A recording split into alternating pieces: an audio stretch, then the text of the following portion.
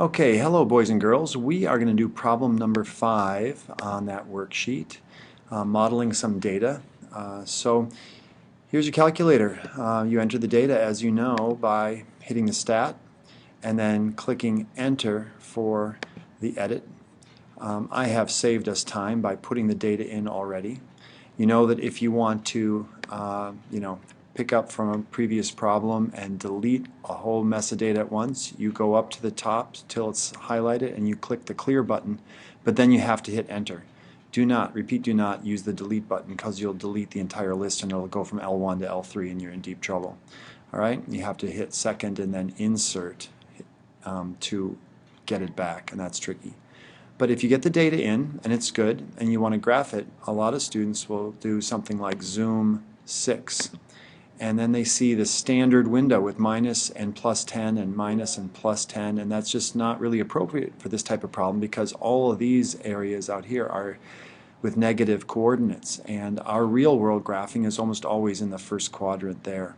So you have to think about this and be sensible. You could go to the window and you could look at the data and you could change your window settings, which would be totally fine. But even easier is to do zoom and then go down to 9. Option number 9 is zoom fit. And in the stat mode it really works easily, or zoom stat rather. Don't do zoom fit. That is a tricky one, especially for functions. But zoom stat, hit number 9, and there's the data in that first quadrant, and it's all good.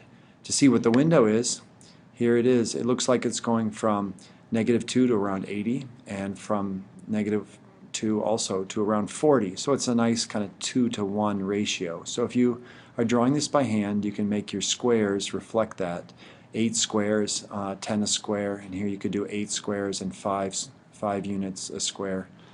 When we're graphing this, to go back to this graph, I think it's important to have the time values on the x-coordinate. You need a really good reason not to have time be along your x-axis, okay? With this minutes to school, it's a little bit less clear. We're not using a stopwatch. Students are in fixed locations. No one really has any control over anything in a sense because you're living where you live. But in general, we're like figuring out miles per hour, and that's going to be a distance over a time. So our slope value will be like miles per hour type of thing. So keep time along the x-axis. That's the short answer. So your domain then is going to be your allowed x values, and you can have 0 distance or 0 time driving to school. And kids come to Pingree from about 40 miles, 50 miles, maybe max. The time then is going to reflect that, maybe from 0 to 80, 90 minutes max, but that's pretty extreme. But most kids are clustered around here.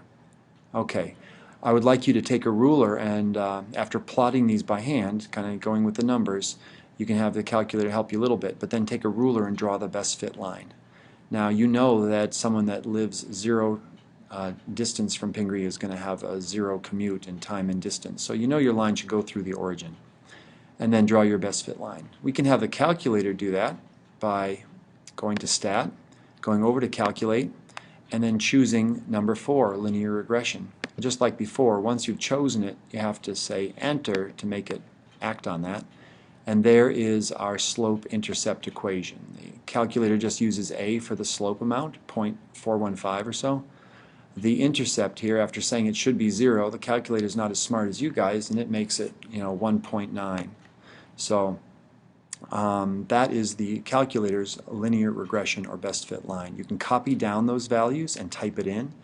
You'd type in 0.415x plus 1.937 or 938 if you round it, and you're going to get a line. But you can also cut and paste this in with the 5 keystrokes. I'm going to clear the key press history over here so you can see it. But the first thing you do is, after you get to y equals, I'll hit the y equals again just so you can kind of see it up there. We go to variables. We're in sort of a stats mode thing, so we hit stats. We want to paste in an equation, so that's sensible to go over to equation. You see regression equation appear there, and we say enter. Yeah, we want that. And then we hit graph, and there is our best fit line. Okay? So you are now able to answer most of the questions on that worksheet. Good luck.